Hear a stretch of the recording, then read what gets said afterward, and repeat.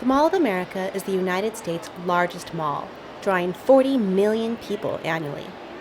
One day in 2019, one of those visitors, 5-year-old Landen Hoffman, was grabbed from his family and thrown over the balcony of the third floor, plummeting nearly 40 feet to the ground floor below. Who was the strange man that grabbed the little boy? And what was he doing in the mall that day? What would cause him to do such an awful thing? Despite the unbelievable surprise attack and the incredible distance he had fallen, Landen survived. His community stepped up to help him immediately. Nearby nurses rushed to his aid, and quick-acting officers nabbed his assailant trying to leave. And in the long days that followed, there were dozens of doctors and tens of thousands of GoFundMe donors worldwide who also stepped in to support the little boy. Faced with an unimaginable and terrifying event, Landen has also proven his own strength and resilience. This is the amazing survival story of Landen Hoffman.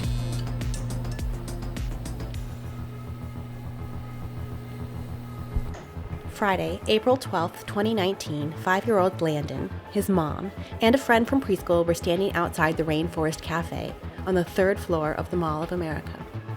They had gone there that morning after parent-teacher conferences at their preschool and were looking to celebrate by doing something fun together. Their weekend was just beginning and the Crayola experience wasn't open just yet, so the children were excitedly waiting out in the mall. Carrie Hoffman, Landen's mom, told Good Morning America that she had a weird feeling walking into the mall that day. It was such a strange feeling that it prompted her to stop and pray for protection. For some reason, that anxious feeling was gone when, just a few minutes later, a stranger approached the group and began to whisper to the children. Without warning, the strange man grabbed Landen and ran toward the balcony, launching him over the railing. Carrie, Landen's mom, later recounted the events to ABC reporter Ava Pilgrim. "We were just looking at the alligator at the Rainforest Cafe, and a stranger came up and was whispering to these two little boys, and I thought he was going to turn this alligator on for them," she said. "He snatched Landen and ran, and I was just frozen. It happened so fast. I screamed, 'No!' after he was already thrown. I don't even remember running down the escalators," she said, "but I was screaming the whole time, 'No, Landen's not going to die.'" Her little boy had plummeted 39 feet to a lower level. She was screaming, "Everyone pray! Everyone pray! Oh my God, my baby! Someone threw him over the edge," witness Brian Johnson said of Landen's mother to WCCO TV. Carrie rushed to her child. Landen was in rough shape. As a result of the huge fall, he was suffering multiple life-threatening injuries, including severe bleeding, broken arms, a broken leg, and skull fractures. The boy had landed face first, putting his arms out to catch himself against the ground, breaking both hands. The incident quickly drew a crowd. Even though many of the shops and attractions weren't open yet, there were people in the mall and some nurses rushed up to help. They updated his mother as they worked, letting her know that he had a heartbeat, and they were able to get him to breathe. Paramedics arrived quickly and rushed Landen to Children's Hospital, where he immediately entered emergency brain trauma surgery. Many talented medical professionals were present that day to assist with Landen's immediate recovery. His whole family gathered at the hospital while he was on the operating table, and everyone was there when a doctor came to deliver the news that Landen was going to be okay. "Listening to him breathe with the machines beeping was the best sound I've ever heard in my life," Carrie said, because that meant he was alive.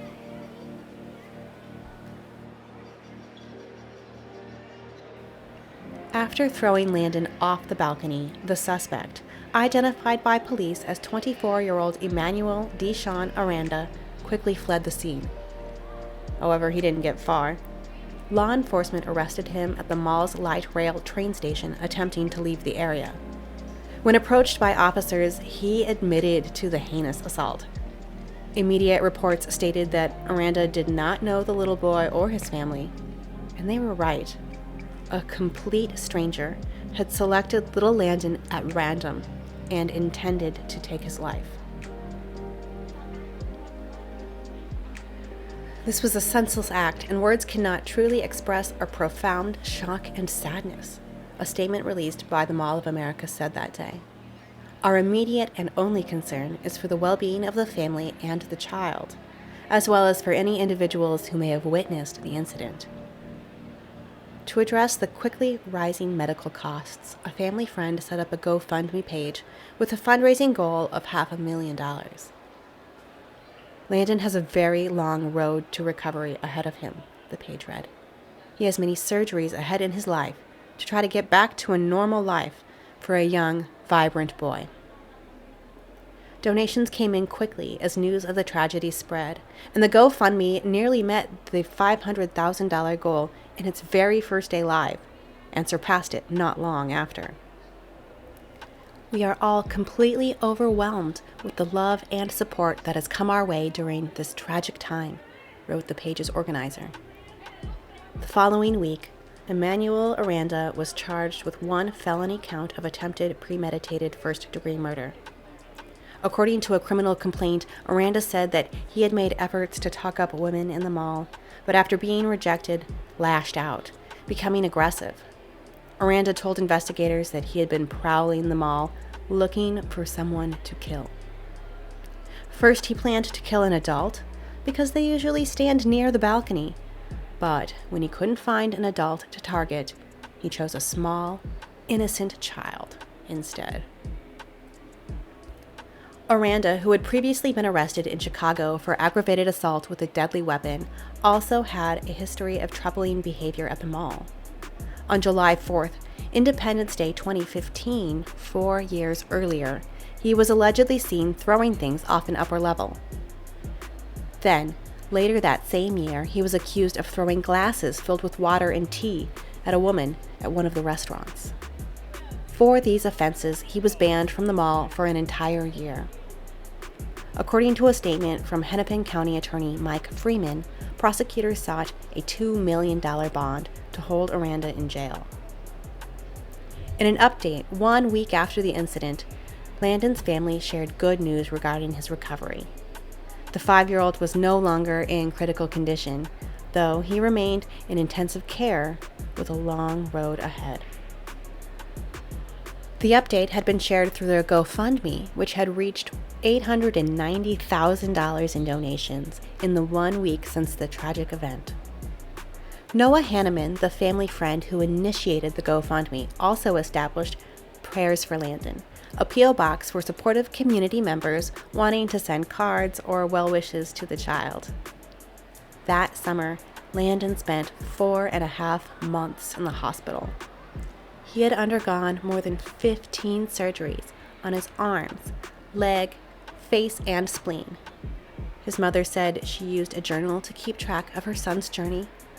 He was still recovering in the hospital in May of 2019 when Emmanuel Aranda pled guilty to attempted first-degree murder. 19 years was the maximum sentence recommended by the state, and what was agreed upon as part of Aranda's guilty plea deal. At sentencing that June, he offered no explanation and no apology for the incident. Emmanuel's mother, Becky Aranda, had been shocked by what had happened. She never thought her son would do something like that. Emmanuel had kept his troubles with law enforcement and mall security a secret from his family. However, he had had a physical run-in with his sister just 6 days before his attack on Landen. Becky said that her son had been spending so much time at the mall because he had been homeless. She also said that he had been battling various mental illnesses since childhood, ones that had been helped by therapy. Becky worried that Emmanuel would not receive adequate mental health care in jail. Landen's parents did not attend the sentencing, but submitted statements to be read aloud. Part of Landen's father's statement to Emmanuel read, "Your act was evil and selfish. You chose to listen to the worst parts of yourself that day. That is where your impact on us stops. You will take nothing more from us." Both parents cited their faith and religion for helping them deal with the assault and the forgiveness of Landen's assailant. They credited angels for catching Landen during his fall and aiding in his recuperation. Assistant Hennepin County Attorney Sherry Townsend, who read the statements from Landen's parents during the sentencing, called their capacity for forgiveness astonishing. She further credited the team of first responders and medics who worked to save Landen's life. Landen made it out of the hospital just in time to attend his first day of kindergarten that year. Despite this massive triumph, Landen's parents reported that he struggled with some behavioral issues, but said that he has since relearned to follow the rules. With dedication, physical therapy, and the assistance of medical professionals, Landen was walking perfectly again, just 6 months after the horrific incident. In 2021, the Hoffmans filed a lawsuit against the Mall of America, claiming that mall security should have prevented Aranda from entering the building. They had known about his record of violent, aggressive, and erratic behavior. The suit sought unspecified damages for Landen's medical expenses. Lawyers for the plaintiff said that the family had incurred more than $1.7 million in medical expenses. More than a year later, in December of 2022, the Hoffman family attorneys announced that the lawsuit had been settled confidentially. They released a joint statement with Mall of America saying that they were working together on policy changes to ensure a similar incident doesn't ever happen again. The statement read, "Mall of America and the family have agreed to work together with a focus on safety and already are jointly pursuing policy changes to existing trespass limits for violent criminals so as to give greater ability to preclude such persons from their premises." Neither the mall nor Landen's family released details about the settlement or how much was awarded in damages. Following the legal settlement, Landen's mother, Carrie, began to speak publicly about the incident. More than 2.5 years after those moments of pure horror at the mall, she gave an interview to ABC's Good Morning America. In her interview, which aired nationwide, she recounted the miracle of that day. "Angels caught him, there's no denying it," Carrie said. "Yes, he had injuries, and we had to live through all of this pain to get to the end. But sometimes God allows us to go through things to teach us something."